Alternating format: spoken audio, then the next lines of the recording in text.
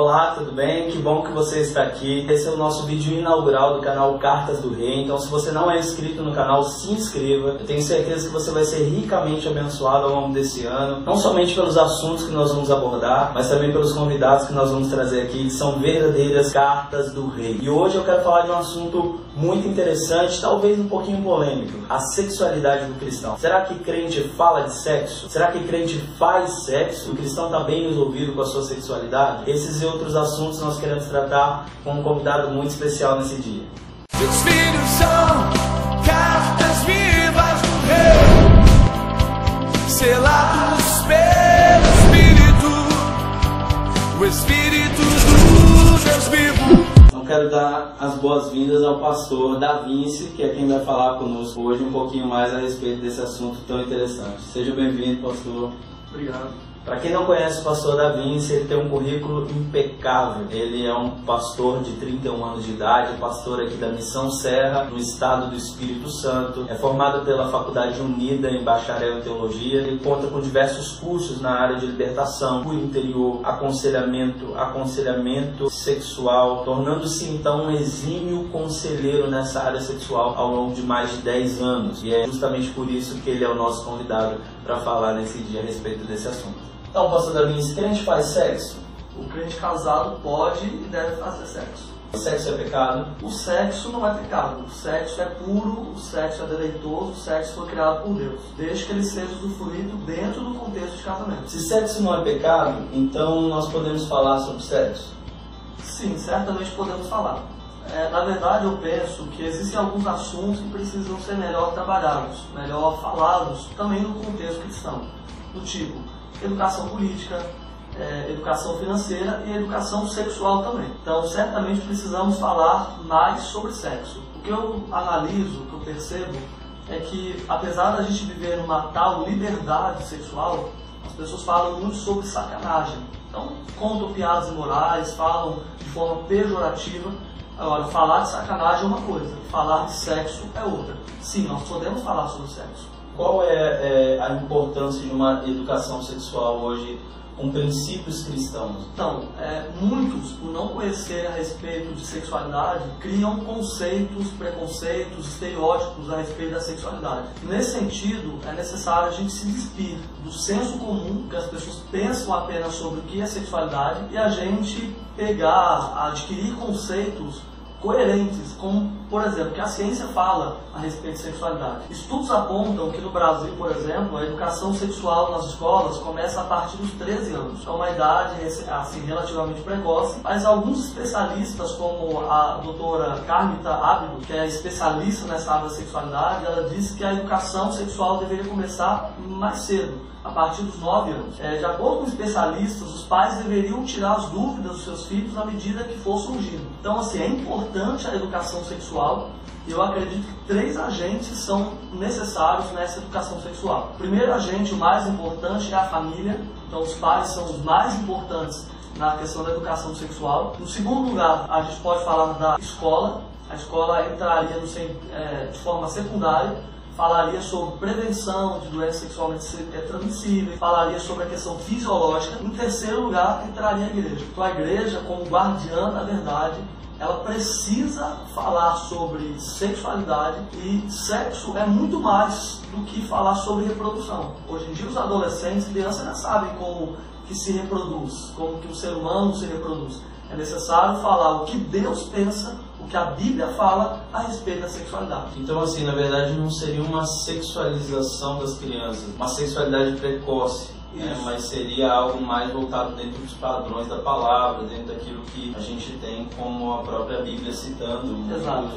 Interessante até citar que a Unesco ela desmistificou o mito de que a educação sexual ela incentiva o ato sexual em si de forma precoce. Pelo contrário, quanto mais as pessoas tiverem conhecimento sobre o que é sexualidade, elas vão se preparar muito mais para iniciar então de fato a vida sexual. Pastor, a impureza sexual ela é um dos males desse século? Bom, certamente nós temos muitos males em nosso tempo. A ansiedade, a depressão são chamados males do século. Só que eu diria que a impureza sexual é certamente o mal dos séculos. Então, se eu for considerar talvez um dos maiores problemas que já tivemos na sociedade, certamente é pureza sexual. É bem interessante porque a gente vê uma degradação mesmo da sociedade, a gente vê o sexo muito banalizado e hoje quando se fala em ficar, por exemplo, que é um termo bastante comum, se tornou transar, né? Então, ou seja, você... quando uma menina, um rapaz diz eu fiquei, ele provavelmente, na sua grande maioria das vezes, ele transou com aquele parceiro ou parceira. A virgindade também, que é um grande tabu, eu acho que hoje ser virgem se tornou um grande tabu para a sociedade, inclusive, né? Até no contexto cristão. Sim. Né? Até no contexto cristão, quando alguém fala que é virgem, muitas vezes é mal visto. Ao invés de ser bem visto como algo bom, como uma herança, como algo radical que deve ser praticado, é mal visto. É tido como uma pessoa quadrada, uma pessoa retrógrada, né? Então acredito que esses princípios, esses valores do reino precisam ser resgatados. Na pós-modernidade é necessário resgatar esses valores da palavra de Deus. Pastor, quais são as consequências de uma sociedade sexualmente imoral? Eu digo consequências num âmbito geral mesmo, né? Não só a parte sexual, mas quais as consequências num geral de uma sociedade que tem uma prática imoral? Bom, se a gente parar para pensar, o sexo imoral nada mais é do que a quebra de um princípio de Deus. Sim. Então a imoralidade é a quebra de um princípio. Eu gosto muito de uma máxima que diz o seguinte: se você quebra um princípio de Deus, o princípio de Deus te quebra. Né? Sociedades imorais, na verdade, são sociedades quebradas. Se nós observarmos, sociedades imorais são sociedades quebradas, são sociedades malditas, são sociedades decadentes. O mal da imoralidade atinge as gerações mais remotas, mais antigas. Se nós observarmos, por exemplo, desde Gênesis, na Bíblia, a gente percebe sociedades tipo Sodoma e Gomorra já vivendo em imoralidade. Então, o homem, quando se afasta de Deus, ele se corrompe sexualmente também. Então a gente vai observar patologias, aberrações, não só no contexto bíblico, mas quando a gente analisa a história como um todo, sociedades como a sociedade grega, a sociedade romana, eram marcadas também pela imoralidade. Tipo, grandes personagens da história possuíam amantes. Era comum personagens tipo Alexandre o Grande, Aristóteles, Platão possuírem amantes. A situação dos romanos não era diferente. É comum a gente perceber a devassidão imoral dentro da corte, não só no povo. Exemplo, Messalina, que era a esposa de Cláudio, ela servia toda noite no prostíbulo. Calígula, que vivia em incesto com a sua própria irmã. Nero, o imperador, nem sequer poupou a sua mãe, Agripina, depois até assassinou ela. Então a gente vê que a imoralidade sempre foi vista como algo natural. O gnosticismo também, ele ajudou essa questão da imoralidade, porque o gnosticismo ele prega que a matéria é má. Então, se o seu corpo é mau, você pode fazer o que você quiser com ele. A religião, muitas vezes, esteve vinculada com a questão da prostituição. Nós vemos na história cultos dedicados a deuses, do tipo Baal, existe um templo dedicado a Afrodite, templo dedicado a Eros.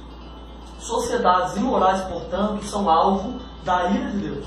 Aqueles que cometem tais aberrações atraem sobre si o quê? Maldição, problemas sobre si, destruição da família, violência, doenças sexualmente transmissíveis. E a Bíblia fala que o salário do pecado é a morte. Morte de quê? Morte da pureza, morte da inocência, da família. Nós temos a separação do homem de Deus. No Romanos capítulo 1, verso 21 a 32, nós vemos o que a gente chama de cativeiro sexual. Ali a gente encontra o quê? A idolatria do sexo.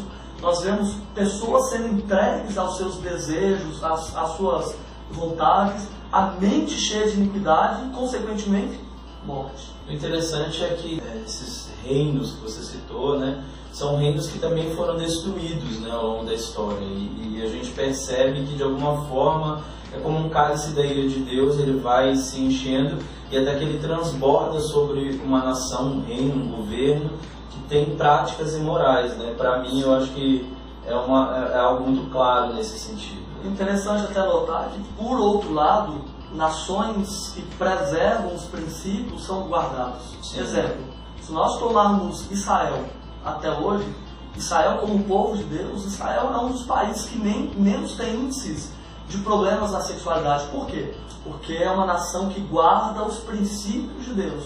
E se nós observarmos quantas gerações se passaram e o povo de Israel continua guardado pelo Senhor, o Deus de Israel. Pastor, existe muita procura por ajuda na área sexual? Eu diria o seguinte, existe mais problemas do que procura. Existe mais demanda do que procura em si. Assim como milhares, centenas de mulheres que sofrem violência doméstica, se calam, não procuram ajuda, eu percebo também que milhares de pessoas sofrem com problemas na área da sexualidade, mas se calam, não procuram ajuda. E você não acha que essa falta de procura é devido também à nossa sociedade? Por exemplo, nós temos uma sociedade que hoje banalizou o sexo. Você tem grandes artistas hoje a nível nacional, são reconhecidos no Brasil inteiro, que têm problemas, por exemplo, na área sexual, são ninfomaníacos, assumidamente, a sociedade os aplaudem, os admiram. Então não sei até que ponto um jovem, uma pessoa, ao ver, se espelhar num artista como esse, ele pode olhar para a sua vida sexual e sentir que tem algo de errado.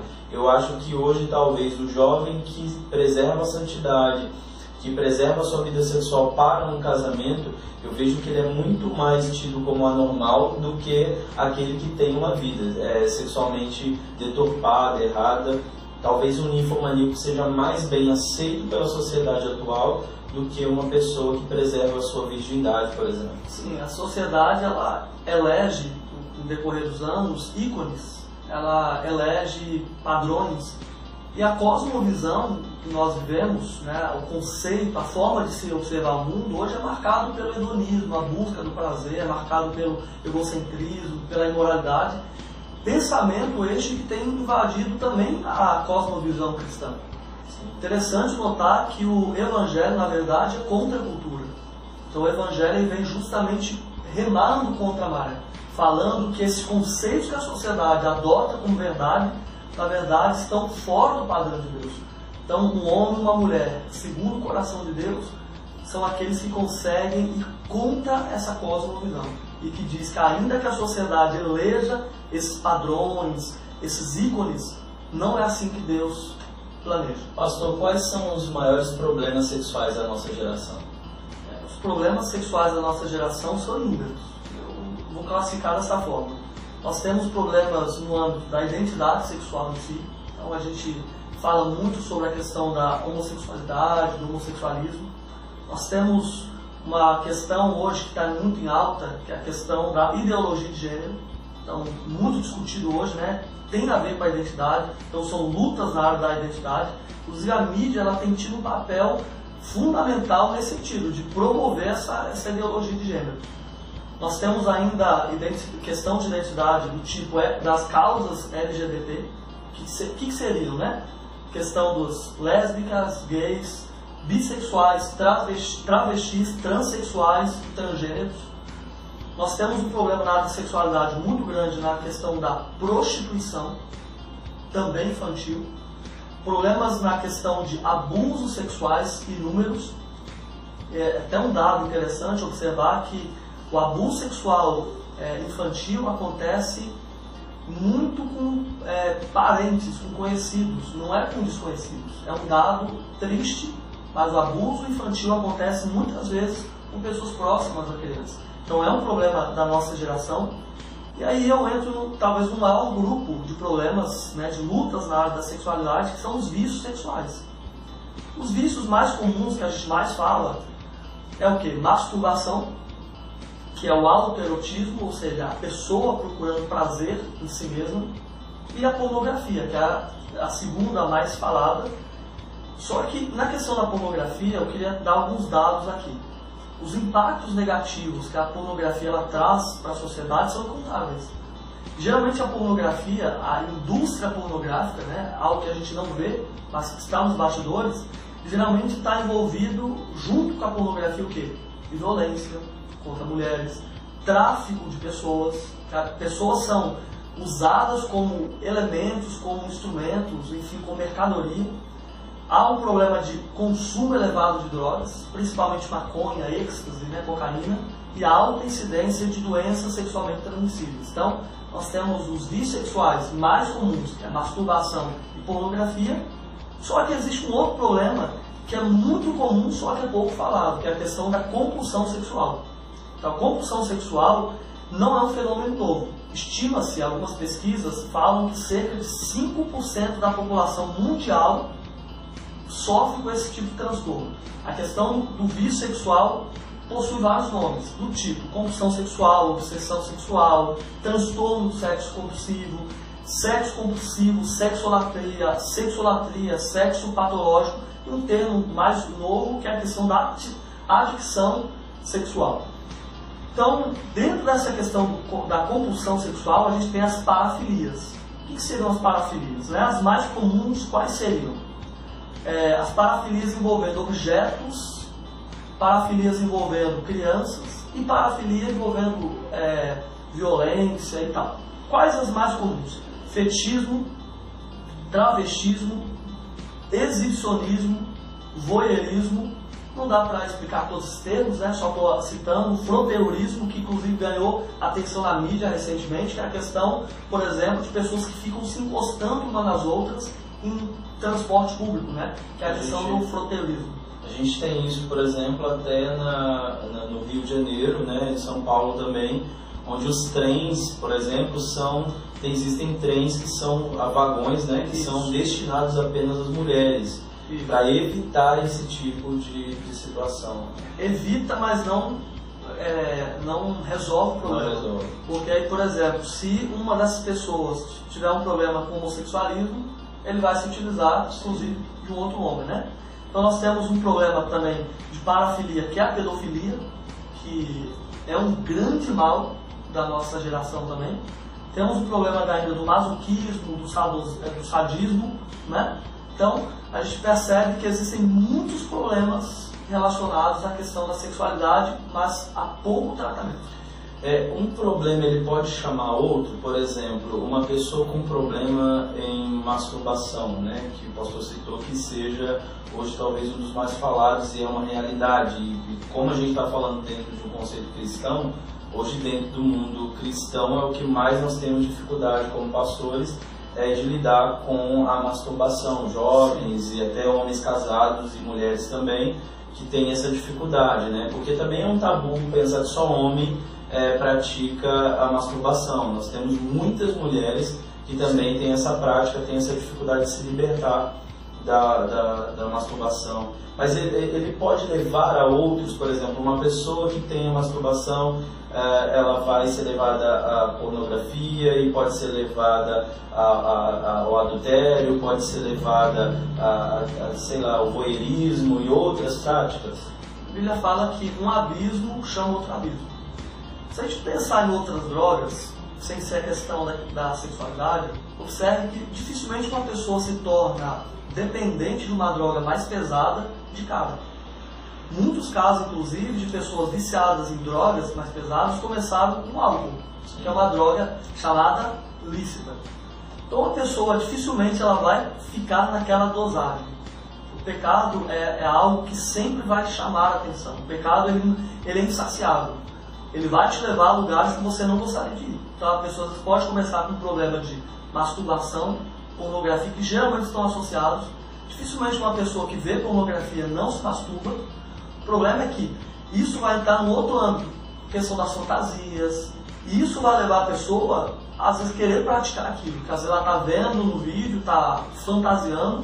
Então isso, certamente, a pessoa vai começar com uma dosagem pequena, com um pecado relativamente a dosagem baixa, e vai levar a pessoa a cometer as maiores loucuras. Como, por exemplo, se masturbar várias vezes por dia, se masturbar dentro de um culto, por exemplo.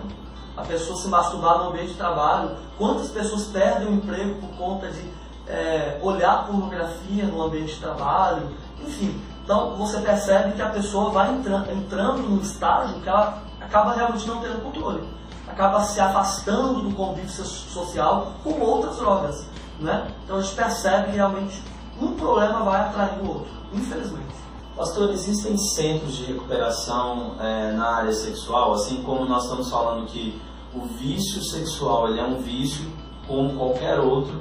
E quando a gente tem um viciado, por exemplo, em álcool, ele vai para o Alcoólicos Anônimos ou para um centro de recuperação especializado. Quando você tem uma pessoa viciada em químicas, enfim, né, em drogas em geral, ela vai para o Narcóticos Anônimos ou para um centro de recuperação especializado nisso. E quando a pessoa tem vício em sexo, nós temos hoje no Brasil ou no mundo centros de recuperação na área sexual? Então, vou começar falando assim, a nível internacional, até uma pessoa que eu citei anteriormente, que é o Dr. PhD Patrick Carnes, ele é autor do livro Isto Não É Amor. Esse livro certamente é a referência mundial para tratamento de vício sexual. Então, o Dr. Patrick, ele é a referência hoje a nível mundial de tratamento de compulsivos sexuais. Então, a nível geral, seria essa pessoa. No meio mais evangélico, protestante, nós temos uma pessoa muito conhecida, né, autor do livro No Altar da Idolatria Sexual, que é Steve Gallagher, que possui sim, centros de recuperação, de tratamento para as pessoas viciadas na sexualidade. No Brasil, nós não temos centros de internação para viciados de sexualidade. O que nós temos é o seguinte: muitos psiquiatras aconselham a pessoas viciadas em pornografia, em sexualidade, em qualquer vício que seja, a se internarem em centros psiquiátricos. O grande problema é o seguinte: uma internação hoje particular num centro psiquiátrico é um custo elevadíssimo. Dificilmente uma pessoa consegue manter alguém como a gente consegue manter um centro de reabilitação para pessoas viciadas em maconha, cocaína, quer que seja. Então, no Brasil, nós não temos centros especializados em internação de viciados em sexo. O que nós temos é o seguinte: nós temos o PROSEX, que é um instituto, referência nacional, que está em São Paulo. É um projeto do Instituto de Psiquiatria do Hospital de Medicina da Universidade de São Paulo. Então, novamente, PROSEX é um projeto. Que seria esse projeto? Ele congrega uma equipe multidisciplinar de diversos tipos de especialistas, do tipo psiquiatras, psicólogos, urologistas, ginecologistas, terapeutas, que ajudam as pessoas em diversas áreas. O foco desse instituto é o quê? É assistência, prevenção, estudos, pesquisa dos transtornos sexuais. Então, a coordenadora desse projeto é a doutora Carmita Ábido. Hoje ela é referência nacional para tratamento de transtornos sexuais. Nós temos ainda, semelhante ao AA, nós temos no Brasil, em alguns estados, no Espírito Santo, nós não temos mais, nós tínhamos alguns anos atrás, não temos mais hoje, que é o chamado DASA. DASA é o quê? Dependente de amor e sexo. Ele é semelhante ao AA e ele também funciona com os 12 passos. Só que o foco dele é o quê?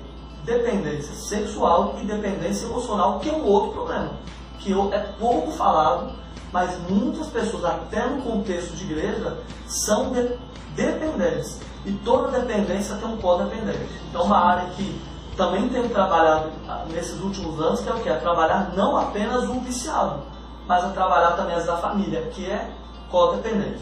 Então, hoje nós temos o DASA, que é essa referência no sentido de grupos de mútua ajuda, acaba sendo assim aquela questão semanal, de confessar, enfim. E o que nós temos hoje, que ajuda muito a igreja, são chamados ministérios para-eclesiásticos. São ministérios que ajudam a igreja na formação de líderes, conselheiros e também aconselhando e tal. Exemplo de ministérios que nós temos hoje aqui no Brasil.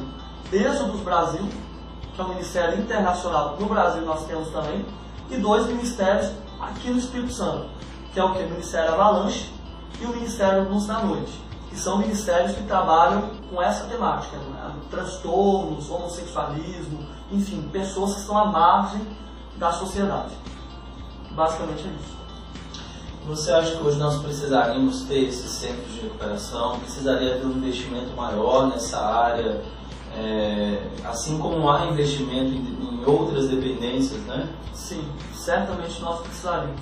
Uma vez que a demanda é tão grande, assim como nós temos centros de reabilitação para viciados em drogas, nós precisaríamos ter centros especializados independentes de sexo. E aí fica um alerta para a igreja do Brasil como um todo. Se nós dependermos apenas de verbas governamentais, dificilmente nós teremos esses centros. A igreja precisa se posicionar, e aí eu digo, independente de denominação, quem sabe nós poderíamos ter centros interdenominacionais com verbas de diversas igrejas, que hoje a igreja brasileira possui verbas para isso, para nós termos centros especializados como eu disse, multidisciplinar. Nós poderíamos ter tanto ajuda espiritual quanto psicológica, psiquiátrica, enfim. Nós necessitamos urgente dessa dúvida. Eu queria perguntar a você também se a igreja hoje ela entende e se ela investe em orientadores sexuais. Por muitos anos a igreja ficou à margem desses assuntos. Então, por muito tempo a igreja pensava que esse problema apenas acontecia lá no mundo. A igreja fechou os olhos. Isso não acontece aqui, isso não acontece na minha igreja. Pastor, você não acha que talvez de alguma forma a igreja espiritualizou isso demais? Também. Ou seja, eu não sei, mas na minha época, por exemplo, né, a gente ouvia muito que era demônio, que era um espírito imundo, e não que não seja, né? Mas a gente entende que existe algo patológico também, existe algo espiritual, físico, biológico, então tudo isso vai se juntando, né? Então eu acredito que por muitos anos a igreja tratou muito bem, talvez, a área espiritual, mas a igreja não tratou, talvez, essa questão da educação sexual, talvez não tratou essa parte da moral, né, de você trabalhar o que é o sexo dentro de um conceito bíblico, porque por muitos anos existiam igrejas, ainda existem, que o sexo, mesmo dentro do casamento, é apenas para procriação, não se existe esse sexo para o prazer ou para o prazer mútuo, né, do casal. Então eu acredito que a igreja por muito tempo talvez espiritualizou demais, você não crê dessa forma? De fato, existem teologias que tentam demonizar o sexo ou tentam tirar do sexo o seu real sentido, o seu propósito. Então, por muitos anos, a igreja se esquivou de militar, de falar dessa área, assim como hoje ainda existem assuntos que a igreja não toca, como a gente citou anteriormente, questão financeira, questão política. Parece que são duas coisas excludentes, quando na verdade não são. Então, a sexualidade por muito tempo não foi falada, e por conta disso a igreja pecou muito, porque ela se esquivou. E hoje que eu digo assim, de 30 anos para cá, talvez, que a igreja vem falando mais veementemente questão de hábitos sexuais, o que é o sexo oral, o sexo anal, pode, não pode, como deve ser a relação sexual, né? O sexo é muito mais do que penetração. Então, se falar em preliminares, antigamente, quando se falava nisso, era pecado, as pessoas ficavam vermelhas. Até hoje, quando eu vou dar palestras para casais casados, ficam sem graça, ficam vermelhos. Então, eu acredito que ainda a igreja entende pouco, fala pouco, e quando fala, muitas vezes fala de forma pejorativa ou espiritualiza a coisa. E sexo é espiritual? Mas não é só espiritual. Existe uma parte espiritual? Sim, mas existe também uma questão carnal. E carnal, que eu digo, não é o sentido pejorativo, não é o sentido pecaminoso. É o sentido mesmo que Deus fez, do prazer. O prazer não é pecado. O prazer é pecado desde que esteja fora dos padrões de Deus. A gente precisa entender que quem criou o prazer não foi o diabo. Eu costumo dizer em alguns lugares que eu vou ministrar que quando Deus criou Adão, tem gente que pensa que Deus criou o bonequinho ali de areia, de argila. Deus foi dar uma volta e Satanás foi lá, criou o pênis e colocou em Adão. Então tem gente que tem a ideia de que sexo ainda é pecaminoso, quando na verdade quem criou o sexo foi o Senhor. O sexo é benéfico, o sexo é prazeroso, e a igreja precisa falar mais sobre isso. Não apenas condenar o pecado, porque falar de sexo não é só condenar o pecado. Muitas vezes quando se fala de sexo, muitos têm aquela ideia de que vai falar contra a pornografia e a masturbação. Esse é um ponto. Mas não é só sobre isso. Por que não falar sobre preliminares? Por que não falar sobre intimidade sexual? Por que não falar da bênção além da reprodução? Por que não falar daquilo que o Senhor criou? E, aliás, sexo fora do casamento é pecado. Sexo antes do casamento é pecado. Mas sexo no casamento é mandamento. Então, ó, você casado, você casada, fica a dica, né? Ou seja, a vida sexual de um casal é mandamento. E é engraçado, né, pastor? Porque a gente muitas vezes vê jovens, adolescentes desesperados para casar por causa da vida sexual. E quando tem a vida sexual, não usufrui, né? E chega aqui no nosso gabinete e diz: olha, pastor, minha vida sexual não é tão boa, o meu cônjuge não quer mais ter uma vida sexual ativa. Então, querida, aproveita, né? Se você é casado, casada, é uma bênção de Deus, né? Certamente. Agora que você é casado, você tem a possibilidade de possuir a terra que manda leite nela. Então você pode usufruir daquilo que o Senhor criou. Sexo é bênção. Eu queria fazer uma consideração ainda em relação ao posicionamento da igreja no que tange a questão da sexualidade. Esse conceito aqui é até da Débora Fonseca, que é do Ministério Luz na Noite, que ela fala de 4 formas que a igreja pode se posicionar em relação à sexualidade. Então, 4 maneiras que a igreja pode se posicionar. Existe uma igreja hoje que é chamada igreja condenatória. O que é a igreja condenatória? É aquela igreja que reprime tudo. Ela não consegue separar o pecado do pecador. Ela é cercada de limites, é inflexível, tudo é pejorativo, tudo é pecaminoso. Então, é uma forma equivocada da igreja se posicionar, de forma condenatória. Existe uma outra forma da igreja se posicionar, que é a igreja permissiva. É o oposto da igreja condenatória, que é o quê?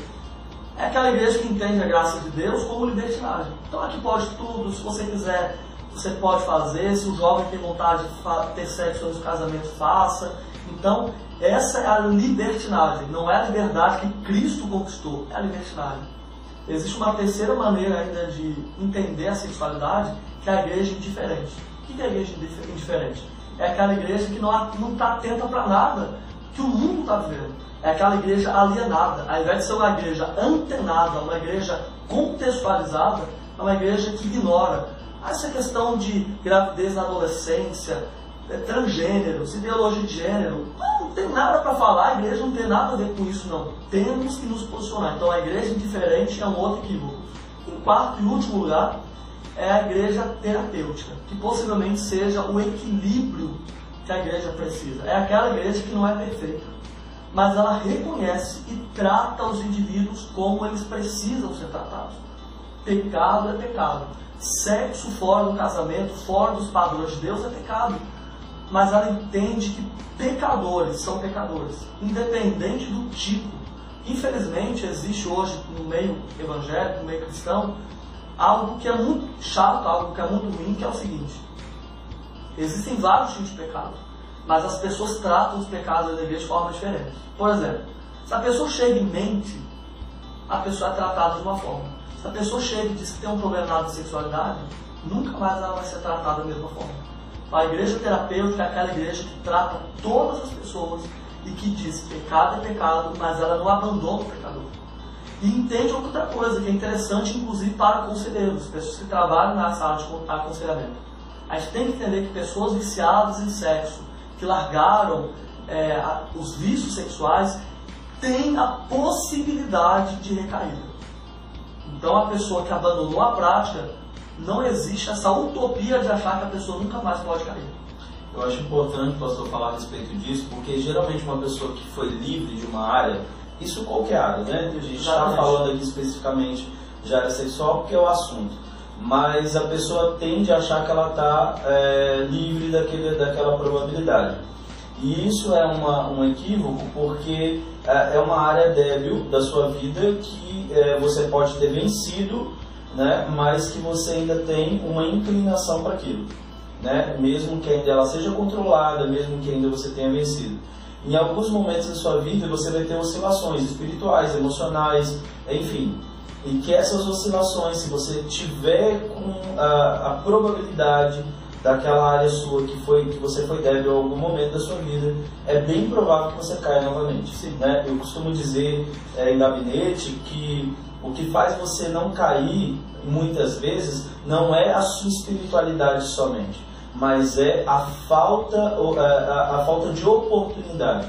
Então, quer dizer, você pode estar com a sua espiritualidade em algum momento ruim, em algum momento você está passando por uma luta e uma dificuldade, mas se você não tiver oportunidade para cair, não vai acontecer. Exatamente. Né? A ocasião faz o ladrão, como diz aquele ditado popular. A Bíblia fala: aquele que pensa que está de pé, cuide para que não caia.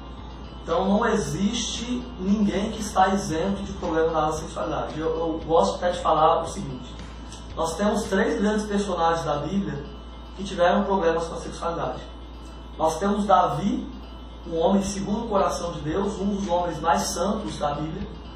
Nós temos Salomão, o homem mais sábio de todos os tempos, e nós temos Sansão, o homem mais forte da Bíblia.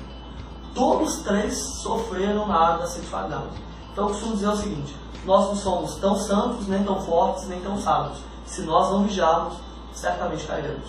Então aquele que está de pé, cuide para que não caia. Orar e vigiar continuam sendo uma ordenança para nós nesses dias. Um dos motivos de eu ter convidado o pastor Da Vinci é pelo currículo que ele carrega, obviamente, nessa área, mas é principalmente pelo tema do nosso canal, é falar sobre cartas do rei, pessoas que são relevantes na sociedade, atuando na área que elas foram colocadas. O tema do canal é para falar relacionado a isso. Então nós nem queremos trabalhar, nem trabalhamos aqui nas perguntas, assuntos polêmicos, nem vamos entrar nesse mérito.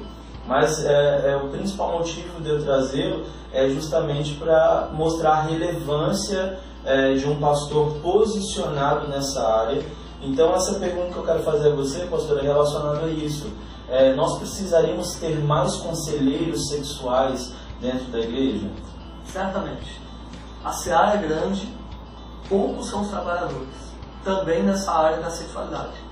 Então nós temos hoje uma demanda muito grande de pessoas na igreja, e olha que assim, há cerca de 10 anos eu trabalho nessa área e nem trabalho com pessoas fora da igreja. Hoje eu posso dizer que 90% das pessoas com quem eu trabalho são cristãos. Então eu vejo que a seara é enorme, mas os trabalhadores são poucos. Durante muito tempo houve a chamada revolução sexual. Então eu acredito que está na hora de pessoas se posicionarem por trazer uma revolução de santidade, lutarem por santidade na sexualidade. Mas hoje, pastor, a dependência sexual, na sua opinião, ela se iguala a outros vícios? Certamente. Eu quero dar alguns exemplos, falando sobre a pornografia.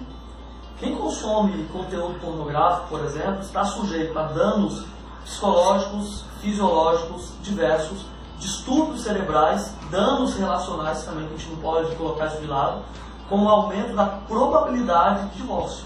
Então hoje a pornografia dentro do casamento é um dos grandes males que tem levado casamentos a acabarem, literalmente. Né? O excesso da pornografia, para vocês terem noção, tem acabado com a vida sexual real de muitas pessoas. Então o sexo virtual, que inclusive é uma área que eu tenho trabalhado nos últimos anos, até por conta de uma demanda, que é a questão do cybersexo, né? Quem nunca ouviu falar de nudes, enfim, de trocar intimidades e tal.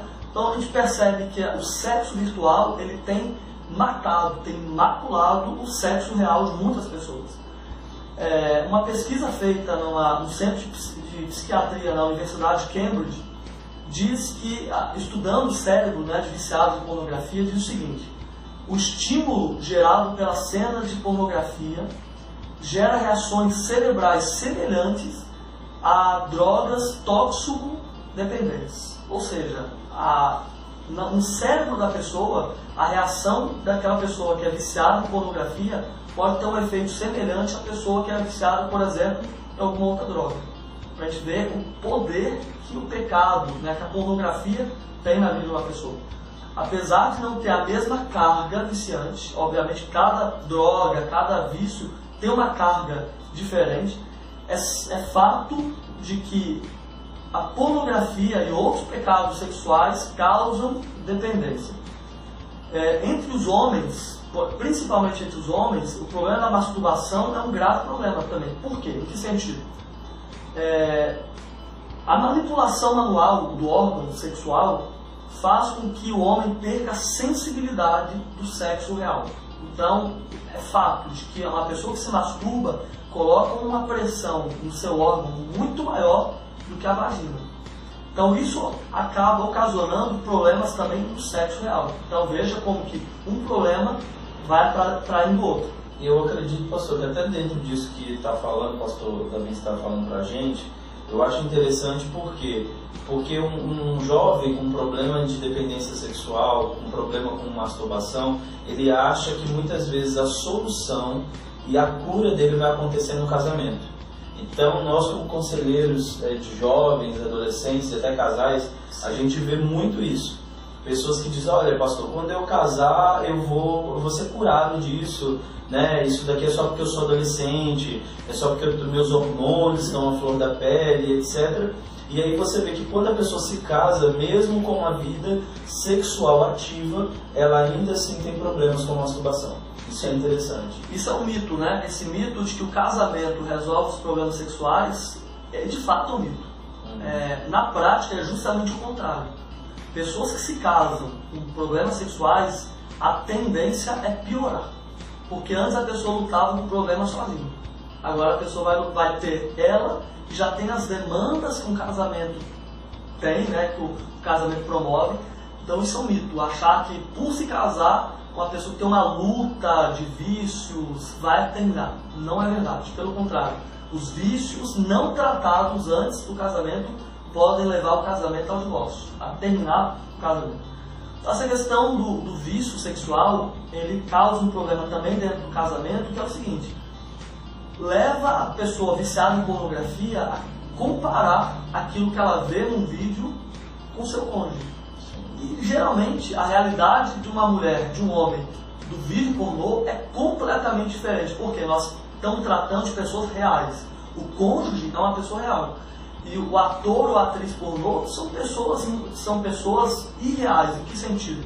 Muitas dessas atrizes passaram por diversas cirurgias plásticas. Os homens também, muitos homens, atores pornôs, têm às vezes um pênis muito maior do que a realidade, a média, né, dos homens em geral. Então isso acaba ocasionando frustração, comparação, que não agregam em nada no casamento. Para agravar o problema, ainda a gente vê na questão da pornografia, muitas mulheres saem machucadas de vídeos. Então eu já tive a oportunidade de conversar com atrizes e atores pornôs e dizem que o ambiente da indústria pornô é horrível, né? Mulheres saem machucadas, homens, para manterem horas de gravação, só manter aquelas horas, porque tomam muitos estimulantes sexuais, e muitos jovens, que eu já tenho inclusive acompanhei, acham que para dar conta de ter várias horas de sexo tem que tomar estimulante. Isso, para quem não sabe, pode ocasionar problemas futuros, né? Então veja como que isso é um problema tão grave. Mulheres também que veem pornografia acabam comparando o corpo dela com aquelas atrizes. E um dado interessante, hoje no Brasil existe uma cirurgia plástica que o Brasil é o campeão desse tipo de cirurgia, que é a labioplastia, que é o quê? Que é a reconstituição, a configuração da vagina, e o Brasil hoje é campeão mundial nesse sentido, porque a mulher vê aquelas mulheres perfeitas em vídeos e elas querem ter aquele mesmo corpo, aquela mesma vagina, enfim. Então, infelizmente, a pornografia, a masturbação e outros vícios sexuais podem ser, sim, semelhantes a qualquer outro vício. Inclusive, dificilmente uma pessoa viciada em pornografia, em sexualidade, apenas tem problemas nessa área. Uma pesquisa feita por Patrick Carnes, que é um dos maiores especialistas hoje na área de compulsão sexual, ele diz o seguinte, que grande parte das pessoas viciadas em pornografia também são compulsivas em compras, são compulsivas por jogos, compulsivas por comida, enfim. Como a gente disse anteriormente, um abismo chama outro abismo. O vício sexual pode sim ser comparado a outros vícios, certamente. Pastor, eu quero te agradecer imensamente pela sua vinda, pela sua entrevista, amém, por ter nos acrescentado tanto. Eu sei que acrescentou a você que está nos assistindo agora. como acrescentou para mim, né? Eu acho que é um assunto muito relevante, mas eu procuro dizer aqui para vocês, não só o assunto, mas a pessoa, né?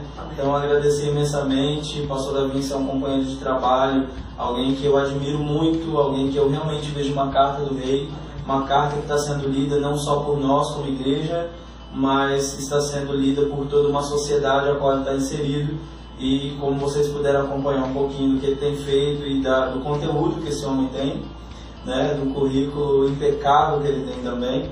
Então eu queria te agradecer, muito obrigado por ter vindo, obrigado por ter feito parte desse momento. Com certeza eu sei que você está sendo abençoado aí. Pastor, eu queria agora pedir as suas considerações finais, aquilo que você queira nos acrescentar. Você já nos acrescentou muito, né, em toda essa conversa, mas aquilo que você queira deixar como um pensamento, uma reflexão para nós. Tudo bem. Eu queria só falar o seguinte, a nível de tratamento dessa questão de lutas, né, vícios na área sexual, eu costumo dizer que o tratamento ele precisa ser multidisciplinar. Assim como os agentes que causam problemas e lutas na área da sexualidade são diversos, nós precisamos ter um equilíbrio no tratamento. E aí eu diria que o tratamento psicológico, psiquiátrico quando necessário e espiritual são fundamentais dependendo da dificuldade que a pessoa esteja enfrentando. Então o especialista, né, responsável para tratar com remédios, medicação, é o psiquiatra. E recentemente, pessoas que sofrem com lutas na área de vício sexual são tratadas com remédio. A gente não pode ignorar os avanços da medicina, da tecnologia no tratamento dos vícios, né, em particular. Então, você que passa por lutas na área de sexualidade, não passe luta sozinho. Procure uma ajuda psicológica, psiquiátrica, espiritual. É muito importante não lutar sozinho. E eu vejo aqui o seguinte, afinal, se por um lado existem muitas dificuldades, lutas na área da sexualidade, por outro lado nós temos uma certeza: Deus criou a sexualidade. E Deus não está indiferente àquilo que se passa na sexualidade. O mesmo Deus que criou o sexo é o mesmo que é responsável, é poderoso, através da sua palavra, através dos seus agentes aqui na terra, para restaurar uma pessoa que tem lutas na área da sexualidade. A Bíblia fala que aquele que começou a boa obra, ele é fiel, é poderoso para terminar. Então, para concluí-la. Então a igreja ela precisa se posicionar nesses dias, pastores, líderes, conselheiros precisam se posicionar nesses dias, sabe, pregando a verdade, pregando que a sexualidade precisa ser vivenciada à luz da palavra de Deus. O que nós fazemos é isso, é anunciar, é pregar, é lutar, é levantar essa bandeira da santidade no sexo.